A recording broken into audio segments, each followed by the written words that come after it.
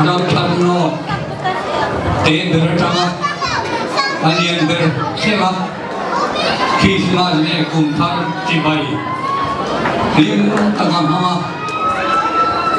Long Tagamang Tu Lim Du Sam Nakalan Tewa Atia Pina Tu He Ke Hi Ursho Takim Kazaye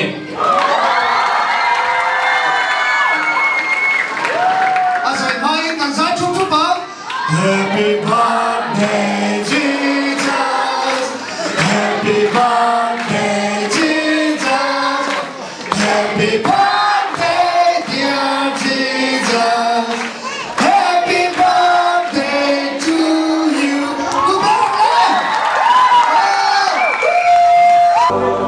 Bakal sinila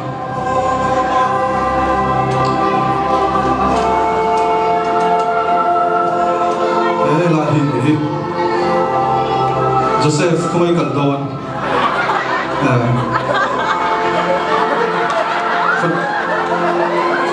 Ramai tu terkandi.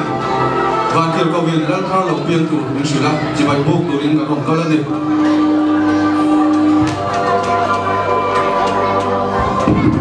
Apa lo mendong vio lo buk lo.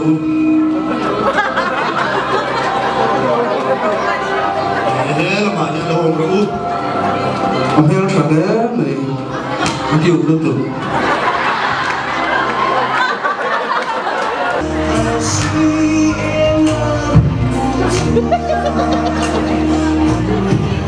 Lo tu dah hari ni, kalau bukan nak, saya dah hari ni bukan Natal, angkat sakit, mana ya? Saya kata lo. Dah hari ni bukan, pero mana? Lo ni. Dalam harus berbuka, mari lo punya segera. Oh, ini boleh.